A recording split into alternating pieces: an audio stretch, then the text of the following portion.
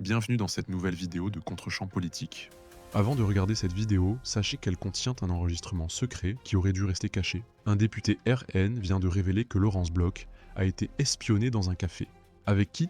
Un député socialiste. Pourquoi? Pour saboter l'enquête parlementaire.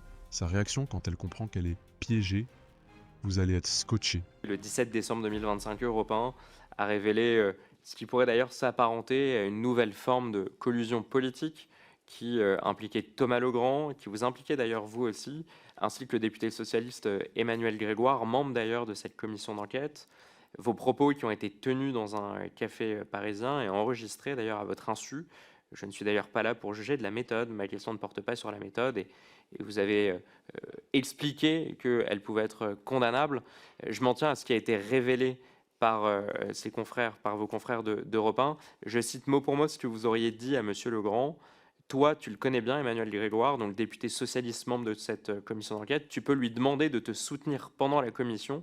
Il peut aussi dire que tu n'as pas eu d'influence dans la campagne pour la mairie de Paris. Je me permets de rappeler que ces propos auraient été tenus quelques jours seulement avant l'audition de Thomas Legrand et Patrick Cohen dans le cadre de cette commission d'enquête. Ma première question, quel était l'objet de vos conseils à Thomas Legrand? Est-ce que l'objectif était au fond de neutraliser les travaux de notre commission d'enquête? Si, je vais vous laisser répondre, mais juste dire que moi, je ne m'en tiens pas à ce qui a été dit dans cette vidéo. Je ne sais pas si on se rend compte dans ce pays de ce qui est en train de se passer. Je crois que tout le monde est en train de perdre sa boussole. Vous n'êtes plus en poste. Le rapporteur a parlé de collusion politique. Vous n'avez plus aucune fonction. Vous êtes retraité, une citoyenne. Vous prenez un café dans une brasserie parisienne, que je connais d'ailleurs, dans le 14e. Et un journaliste d'Europe 1, effectivement, enregistre cette conversation privée. Vous n'avez aucune responsabilité politique, vous n'avez plus aucune responsabilité éditoriale. Et je veux le dire très clairement, et d'ailleurs la ministre ce matin l'a fait, ici, je crois, dans cette commission d'enquête, quelles que soient nos appartenances politiques, et on va venir sur le fond, et vous allez répondre au rapporteur sur le fond, effectivement, il y a des questions qui se posent sur le fond, mais si on ne condamne pas tous ici, quels que soient nos bords politiques, ces méthodes, alors c'est notre vie privée à tous. Demain, ça sera les cafés, les déjeuners du rapporteur, les cafés, les déjeuners du président, les cafés, les déjeuners des députés membres de cette commission. Je suis très inquiet de la manière dont une démocratie est en train d'évoluer. Donc c'est pour ça que je voulais dire que moi, je d'abord fais cette précision et ensuite, parce qu'on n'est pas là du tout pour censurer les questions et qu'il y a des questions effectivement qui se posent sur le fond, vous allez pouvoir, Madame Bloch, répondre maintenant sur le fond. Je vous en prie.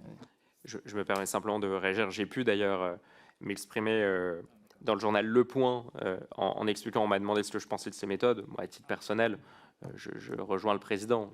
Je condamne des méthodes d'enregistrement, de conversation à titre privé. Mais encore une fois, je me permets de le préciser. Ma question ne portait pas sur la forme. On vous a entendu condamner la forme, notamment sur cette affaire Patrick Cohen et Thomas Legrand.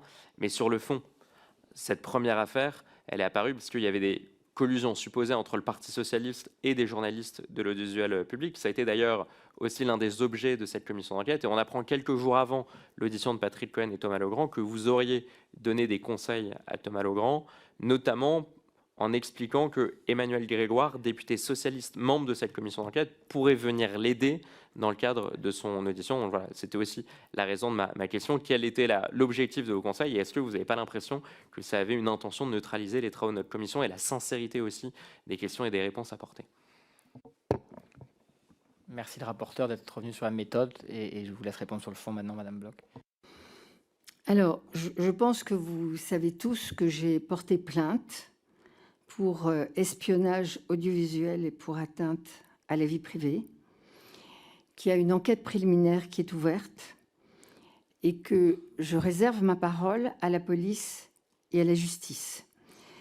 Je voudrais dire aussi, et je profite de l'occasion, que je voudrais vraiment remercier l'ensemble de la presse qui a apporté son soutien à Thomas Legrand et à moi-même, privé comme public, en disant que cet espionnage n'avait rien à voir avec le journalisme.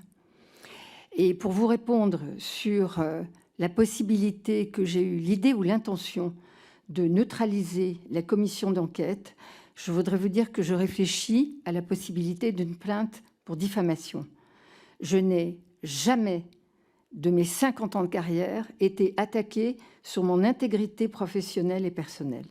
Voilà. Dites-nous en commentaire ce que vous en avez pensé, et abonnez-vous pour ne rien manquer des prochaines séquences parlementaires. A très vite sur Contre-champ politique.